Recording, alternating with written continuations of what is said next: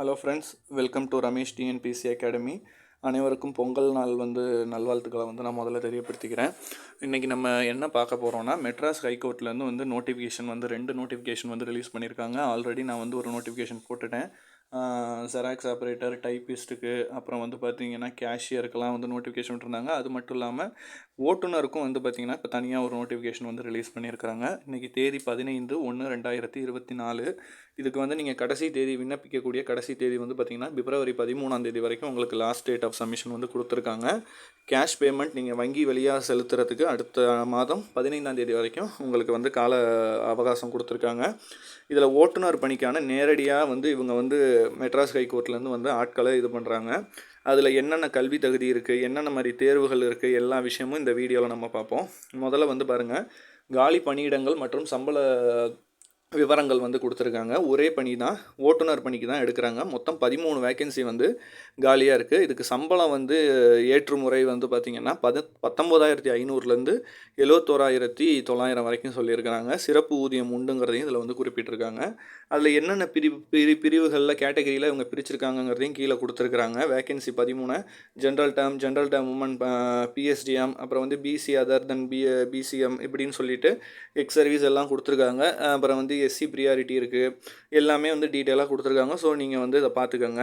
இதில் அடுத்து நம்ம கல்வி தகுதி மற்றதெல்லாம் முக்கியமாக பார்க்க வேண்டியது, மினிமம் ஏஜ் உங்களுக்கு 2024 ஜூலை 1 உட்பட்டு உங்களுக்கு மினிமம் ஏஜ் 18 பூர்த்தியாக இருக்கணும். நீங்கள் எந்த பிரிவினராக இருந்தாலும் சரி. மேக்ஸிமம் ஏஜ் ஒவ்வொருத்தருக்கும் இப்போ இடஒதுக்கீடு வகையினர்னு சொல்லிட்டு ஆதி திராவிடர் வகுப்பினர், ஆதி திராவிட அருந்ததியினர், பழங்குடி வகுப்பினர், மிகவும் பிற்படுத்தப்பட்டோர், சீர்மரபினர், பிற்படுத்தப்பட்ட வகுப்பினர், பிற்படுத்தப்பட்ட இஸ்லாமிய வகுப்பினர் போன்றவங்களுக்கெல்லாம் 37 வரைக்கும் மேக்ஸிமம் ஏஜ் கொடுத்துருக்காங்க. மற்றவர் இடஒதுக்கீடு வகையை சார்ந்த அல்லாதவர் அவங்களுக்கெல்லாம் 32 வரைக்கும் கொடுத்துருக்காங்க. ஏற்கனவே பணியில் இருந்து விண்ணப்பிப்பவருக்கு 47 வரைக்கும் மேக்ஸிமம் ஏஜ் லிமிட் கொடுத்துருக்காங்க. இதில் அடுத்து நம்ம முக்கியமாக பார்க்க வேண்டிய விஷயங்கள் என்னென்னு பார்த்திங்கன்னா, கல்வி தகுதி. அதில் என்னென்ன விஷயம் தேவையான கல்வி தகுதி இந்த அறிக்கையின் போது எல்லாருமே கண்டிப்பாக நீங்கள் 10ஆம் வகுப்பு தேர்ச்சி பெற்றிருக்கணும், அல்லது அதற்கு இணையான கல்வி படிப்பை நீங்கள் பெற்றிருக்கணும். மினிமம் நீங்கள் 10th SSLC பாஸ் பண்ணியிருக்கணும்னு இருக்காங்க. அது மட்டும் இல்லாமல் இலகு ரக வாகனத்திற்கான ஓட்டுநர் உரிமம் கண்டிப்பாக பெற்றிருக்கணும் அப்படிங்கிறாங்க. So licence must. ஸோ இது 2 உங்களுக்கு இருக்கணும். 10th பாஸ் பண்ணியிருக்கணும் SSLC, லைசன்ஸ் உங்கள்கிட்ட ஓட்டுநர் உரிமம் இருக்கணும்னு இருக்காங்க.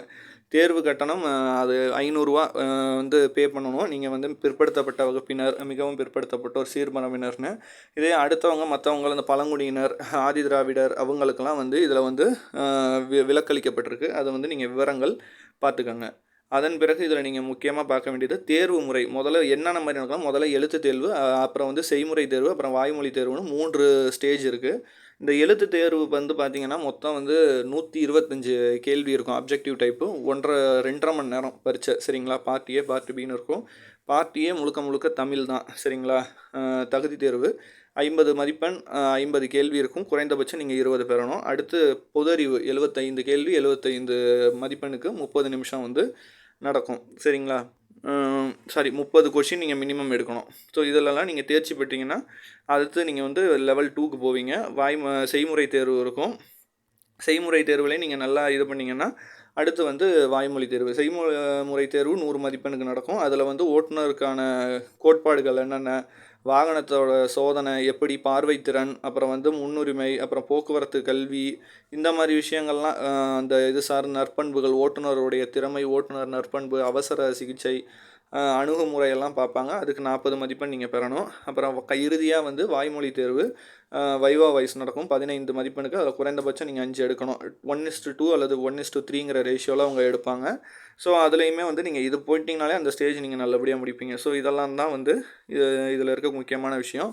ஸோ இதுக்கு அப்ளை பண்ணுங்கள், உங்கள் ஃப்ரெண்ட்ஸுக்கெலாம் ஷேர் பண்ணுங்கள். தொடர்ந்து நம்ம சேனலை சப்போர்ட் பண்ணுங்கள். நன்றி, வணக்கம்.